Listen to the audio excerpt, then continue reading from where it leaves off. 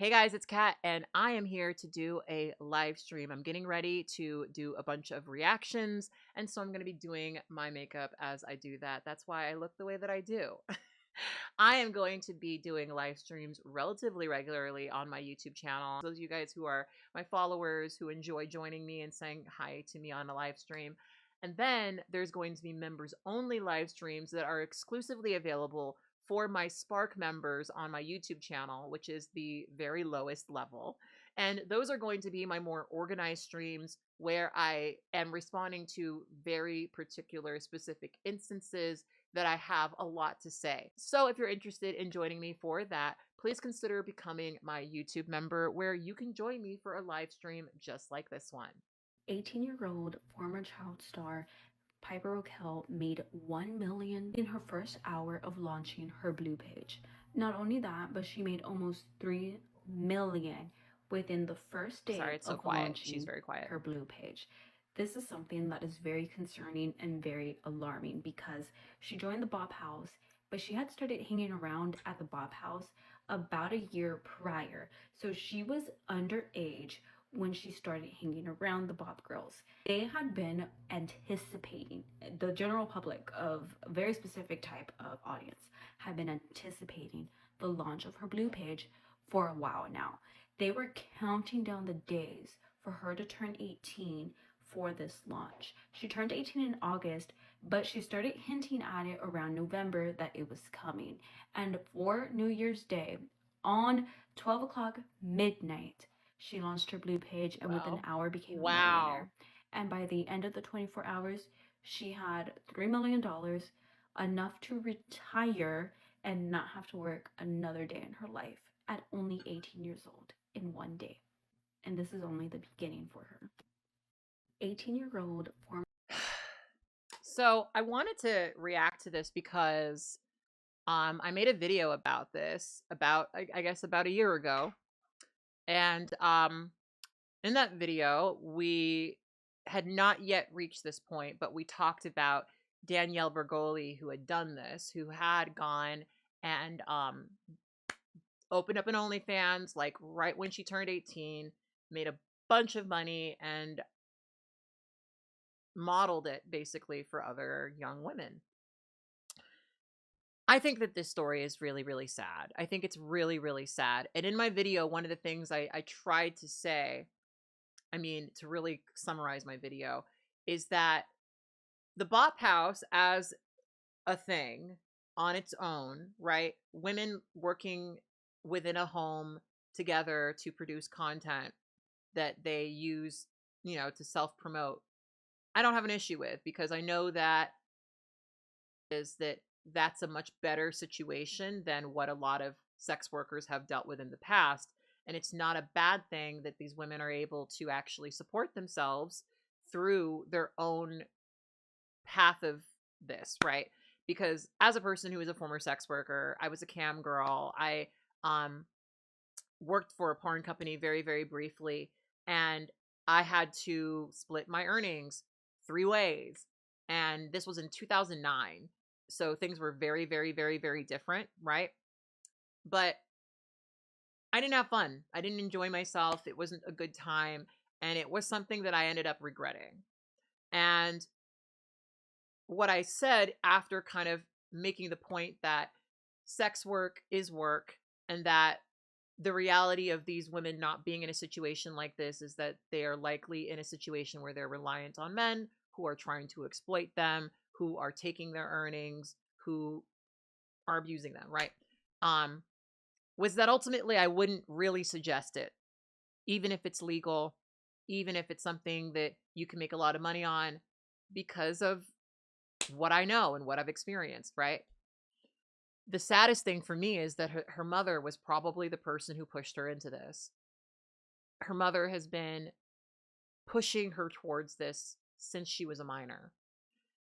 We talked about in the video that there was this other platform that she made that was essentially OnlyFans, but for minors, where adults were commenting on her pictures, which weren't exactly explicit, but were not far from. To me, it's really sick that the mother did this and that the mother sort of like promoted this and supported her in doing this and kind of pushed her towards this. I think that that is a very sad expression of capitalism, frankly.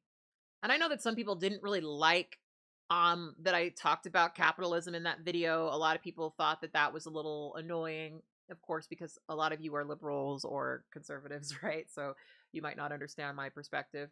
But the point I was trying to make is that in a culture where this is a thing, where we are incentivized to do these things for our survival, right? Do these things so that we can have exponential growth, et cetera, et cetera, et cetera, et cetera.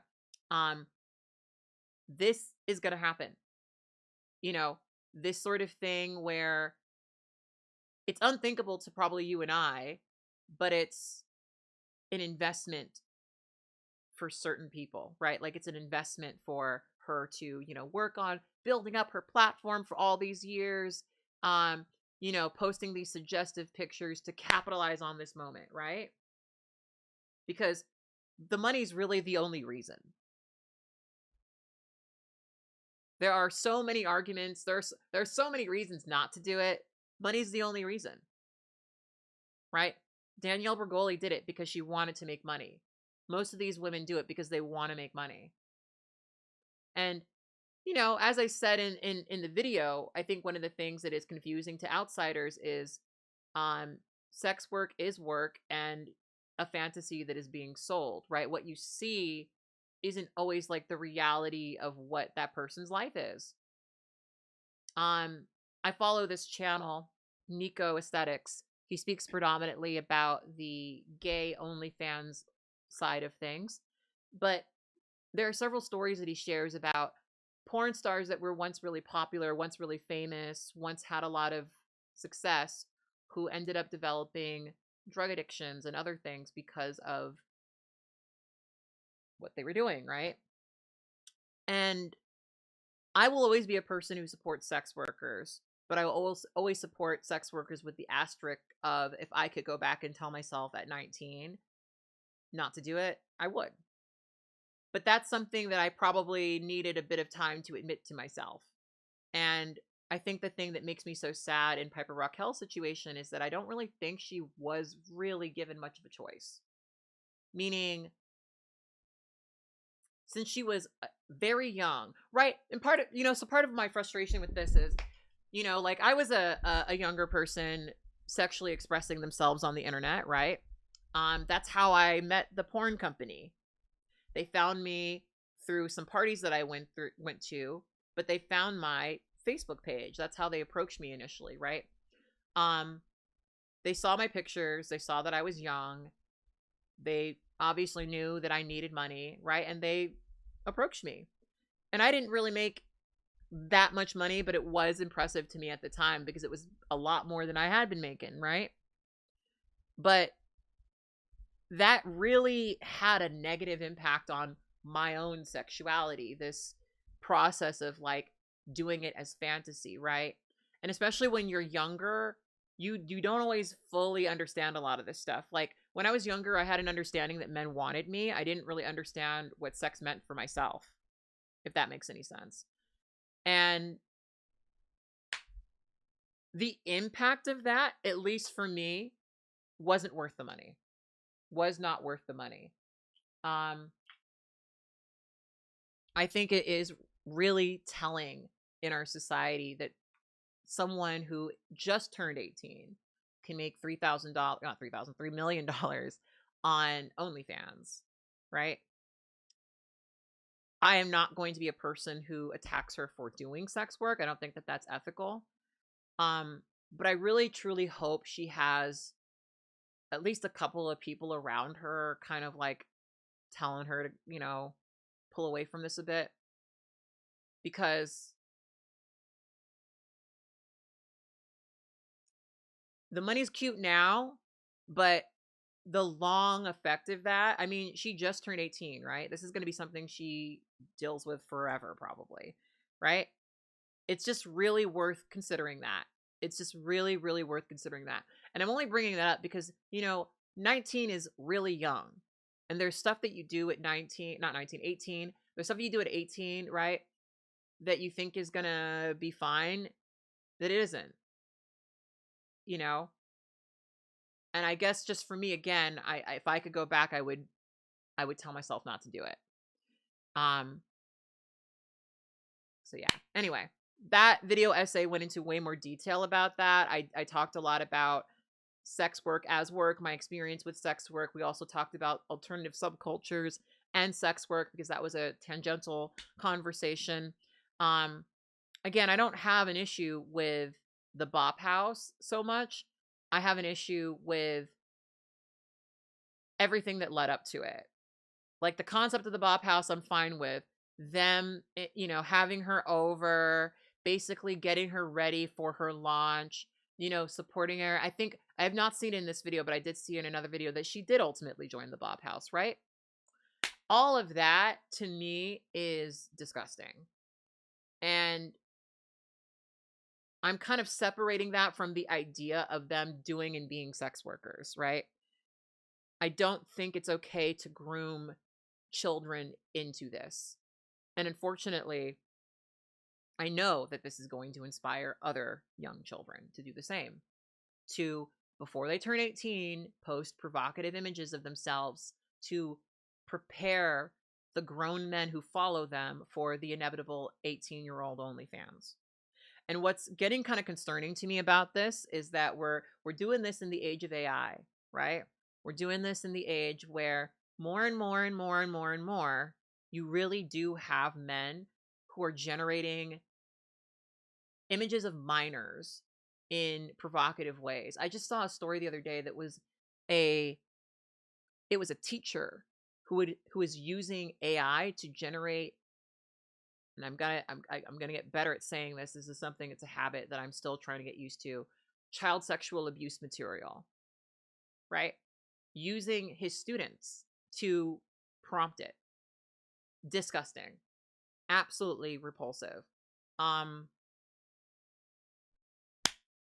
It's a very scary world we live in, and it's very disgusting to me that any parent, instead of trying to protect their child, would feed the child to the wolves. So I just wanted to give you guys a slightly updated opinion about that because, yeah, I hope that she gets what she needs, and I hope that she's got people other than her mom around her to pull her away from some of the dangerous things that do come with this.